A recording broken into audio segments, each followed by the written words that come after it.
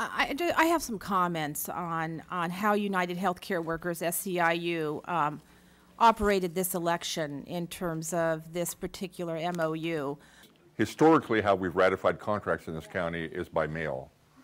And the worker has a chance to review the contract in their home and vote on it in the privacy of their home at their convenience and then return it by mail. This contract was ratified by a series of 3 meetings over a period of 3 days, 2-hour meetings from 4 to 6 p.m., the worst time of the day for home care workers to get out and try to leave their client. I want to say very emphatically that labor basically motto is your vote is your voice. And when they took people's voice away by not allowing them to vote by mail, who are in-home caregivers, who couldn't necessarily come to a polling place, I think they undermined the values of labor. And I'm not encouraged by this at all.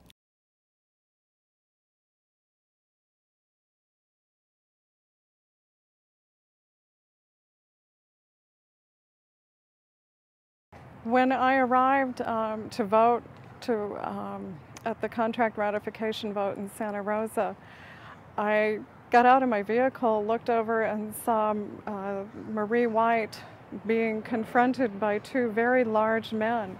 I went over and asked them what they were doing. They said they were security guards hired by SEIU and that Marie's name was on a list and she was not allowed to vote.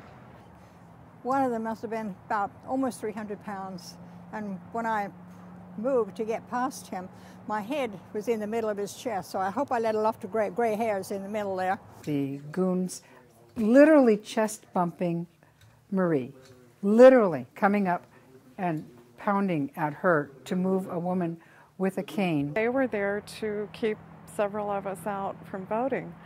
Marie is absolutely fearless, and she was determined to vote. I said, I'm going in, and he said, we're gonna get you arrested. And I said, go right ahead. And just at that point, one of the paid employees of SEIU realized that was going to end up in the newspaper, and they didn't need that. So she said, oh, let her in. So I did get to go in. But unfortunately, what I saw inside was paid employees of SEIU basically directing people on how to vote. They still didn't have a copy for anybody to see, a copy of the contract. We didn't get any copies of the contract ahead of time.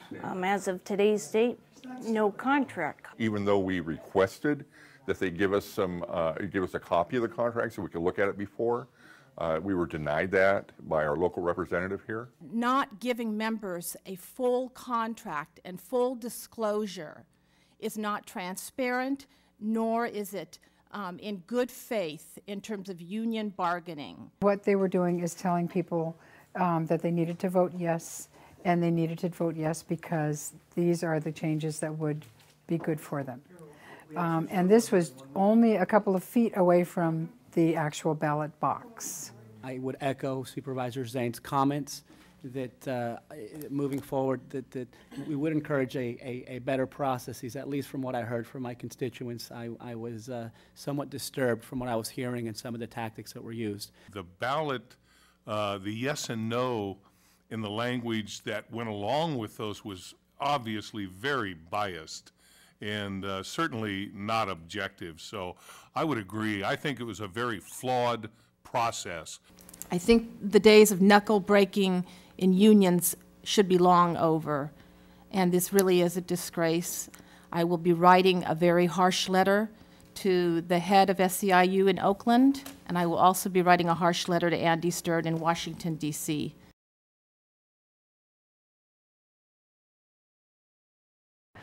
The county can reopen the contract and cut our wages. One reason that they would want to do that is because the federal funding that's helping to offset our wages now will come to an end at that point.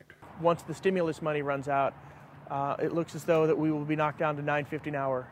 Board of Supervisors will say, well, we have no obligation to make up that $2 difference in the pay wage, which will then, in a year, go from $11.50 to $9.50 an hour. They didn't do us any favor by continuing our wages for the next year. The county was already willing to do that because they had the federal stimulus money. So their chance to negotiate with the county for our benefit was what was going to happen a year from now. And they just rolled over and said, gosh, okay, we'll renegotiate in a year from now. Gosh, that seems like a good thing to do. No, I feel like they sold us out on this contract. They gave away a lot of things, including any protection for our wages. They gave away things like on-call relief. They gave away even the ability to get protective supplies like masks and gloves. They just, as far as I can tell, they gave away nearly everything. They have several parts in the contract that say, dependent on funding, you will be able to get disposable gloves, supplies. Dependent on funding, you will be able to get respite hours, which we have, of course, none. And so they've changed the wording so that they can say, okay, we don't have any funds, and so therefore basically those are eliminated. We're concerned that the union will terminate our contract with Kaiser. There are a lot of people who are in the middle of medical treatments and cancer treatments and stuff who are very concerned about losing their Kaiser. We're looking at people losing their homes, losing their cars, not being able to, put food on the table, not being able to afford medical care.